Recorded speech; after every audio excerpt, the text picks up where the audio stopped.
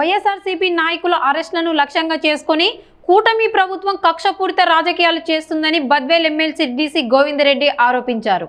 Badvel municipality పరిధిలోని sub జైల్లో ఉన్న జెడ్పీటీసీ వంకెల చిన్నపోలిరెడ్డిని ఆయన పరామర్శించారు. అనంతరం మీడియాతో మాట్లాడుతూ ముఖ్యమంత్రి చంద్రబాబు నాయుడు, మంత్రి లోకేష్ రెడ్ బుక్ రాజ్యాంగాన్ని అమలు చేస్తున్నారని విమర్శించారు. ఎలాంటి నోటీసులు ఇవ్వకుండా చిన్నపోలిరెడ్డిని అరెస్ట్ చేయడం అన్యాయమని అన్నారు. రాబోయే ఎన్నికలు దృష్టిలో పెట్టుకుని వైసీపీ నాయకులను లక్ష్యంగా చేసుకుని ఈ చర్యలు తీసుకుంటారని ఆగ్రహం వ్యక్తం చేశారు. వచ్చే ఎన్నికల్లో ప్రజలు తగిన గుణపాఠం చెబుతారని గోవిందరెడ్డి తెలిపారు. కూటమి ప్రభుత్వం అధికారంలోకి వచ్చిన తర్వాత వైఎస్ఆర్ కాంగ్రెస్ పార్టీ నాయకుల మీద కక్షగట్టి అనేకమైనటువంటి కేసులు పెట్టడము, వాళ్ళల్లో జైల్లోకి పంపడము, ఒక కేసు తర్వాత ఇంకొక కేసు పెట్టేటువంటి పరంపర చాలా రోజుల నుంచి జరుగుతూ ఉంది. ఇందులో అనేక మంది నాయకులను జైల్లో పెట్టడం, హింసించడం, మరి కోర్టులు ఇంటర్ఫియర్ అయిన తర్వాతనే బెయిల్ ఇచ్చిన తర్వాత చాలా రోజులు వాళ్ళని జైల్లో పెట్టడం అనేటువంటిది ఈ ప్రభుత్వంలో జరుగుతూ ఉంది. ఇంతకుముందు కూడా ఈ ప్రజాస్వామ్యంలో అనేక పార్టీలు వస్తున్నాయి, ప్రభుత్వాలు వస్తున్నాయి, కానీ ఈ విధమైనటువంటి రాజకీయ కక్ష ఎప్పుడైతే ముఖ్యమంత్రి గారు పొలిటికల్ గవర్నెన్స్ అనేది మా నానుడి, మేము దాని ప్రకారమే ఈ రాష్ట్ర ప్రభుత్వాన్ని నడపాలి అనుకుంటున్నాం.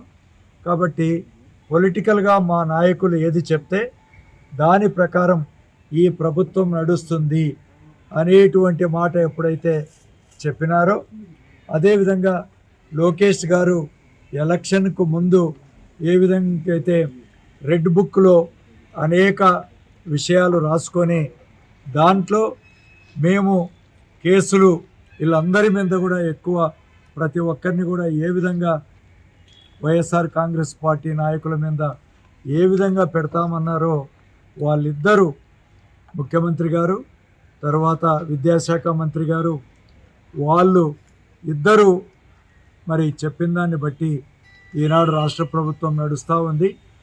సో అందులో భాగంగానే ఇక్కడ ఈ బద్వేల్ నియోజకవర్గంలో కూడా ఇక్కడుండే నాయకులు కూడా మేము మిగతా వాళ్ళకి ఎందుకు తీసిపోతాం, మేము కూడా ఇక్కడ ఉండేటువంటి మా ప్రత్యర్థులను ఏదో ఒక విధంగా భయపించి బెదిరించి జరగబోయే ఎన్నికల్లో కానీ లేకపోతే రాజకీయంగా కానీ వీళ్ళందరినీ కూడా అన్ని విధాలుగా మరి కేసులు పెట్టి లోపల వేసేటువంటి ఒక ఆలోచనతోనే ఈరోజు పోలిరెడ్డి గారు జెడ్పీటీసీ గారి మీద ఈ కేసును బనాయించడం జరిగింది.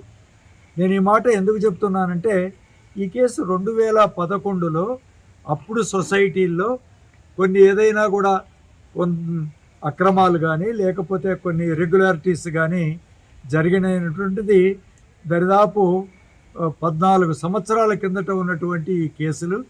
దాని మీద ఎంక్వైరీలు జరిగినాయి. మళ్ళీ ఎంక్వైరీల్లో అన్ని విధాలుగా కూడా ఎవరి మీద మరి ఏదైనా ఉన్నా కూడా వాళ్ళందరి మీద కూడా ప్రభుత్వ సొమ్ము ఏదైనా ఇర్రెగ్యులారిటీ జరిగింటే అన్నీ కూడా కలెక్ట్ చేయడం ఎప్పుడో జరిగింది. 2011 తర్వాత నిజానికి 14-19లో తెలుగుదేశం పార్టీ వచ్చింది, 19-24లో వైఎస్ఆర్ కాంగ్రెస్ పార్టీ వచ్చింది. అంటే 2 పార్టీలు మారిపోయినాయి. 3 పార్టీలు పోయిన తర్వాత అప్పట్లో ఏదో మరి విధంగా ఎక్కడనో ఏదో పట్టుకొని దాంట్లో మరి ఎవరిదో ఏదో అమౌంట్, నేను ఇంకా ఛార్జ్షీట్ పూర్తిగా చదవలేదు, చాలా ట్రివియల్ ఛార్జ్షీట్ దాని మీద పెట్టి మరి ఒక్క నోటీస్ కూడా ఇవ్వలేదు ఆయనకు. ఒక జెడ్పీటీసీ సభ్యుడు, ఒక ప్రజాప్రతినిధి కేవలం ఏదో ఒక క్రిమినల్లా ఆయన తీసుకొచ్చి పోలీస్ స్టేషన్కి తీసుకెళ్ళి అక్కడ నుంచి కొన్ని ఛార్జెస్ అన్నీ కూడా పెట్టేసి లోపల పెట్టినటువంటి విషయం చూస్తూ ఉంటే, మరి ఇది ప్రజాస్వామ్యంలో ఇది ఎప్పుడు ఈ విధంగా ఉన్నప్పుడు ప్రజలు గట్టిగా మరి ఖచ్చితంగా హర్షించరు. మా పార్టీ కాదు, మేము వైఎస్ఆర్ కాంగ్రెస్ పార్టీలో ఉండే నాయకులందరూ కూడా ఇది గర్హిస్తున్నాం, ఇదంతా ఖండిస్తున్నాం. ఇలాంటి మీరు ఈ పోకడలు మీరు కూడా దీనికి ఖచ్చితంగా మూల్యం చెల్లించుకుంటారు. ఇవన్నీ కూడా మీరు ఎన్ని అన్యాయాలు ఎన్ని అక్రమాలు ఈనాడు చేస్తున్నారో మరి ప్రెస్లో కూడా పెద్ద ఎత్తున ఈనాడు పత్రికల్లో కానీ అన్నీ వస్తున్నాయి. కాబట్టి ఏం చేసినా కూడా మీరు ఇలాంటి కక్ష సాధింపులు చేసినప్పుడు ఖచ్చితంగా మీరు తగిన మూల్యం మళ్ళీ చెల్లించుకుంటారు. మా నాయకులు జగన్మోహన్ రెడ్డి గారు కూడా అదే విషయం ఖచ్చితంగా కూడా మళ్ళీ మనం అధికారంలోకి వచ్చినప్పుడు ఎవరైతే మిమ్మల్ని ఈ విధంగా ఒక అన్యాయంగా కేసులు పెట్టి లోపల జైల్లో వేయడానికి కారకులైనారో వాళ్ళందరి మీద కూడా మరి చట్టపరమైనటువంటి చర్యలు ఖచ్చితంగా తీసుకుంటారని మా నాయకులు ఏదైతే చెప్తున్నారో అవన్నీ కూడా మీరు కూడా తగిన మూల్యం చెల్లించాలని చెప్పి కూడా ఈ సందర్భంగా తెలియజేసుకుంటున్నా.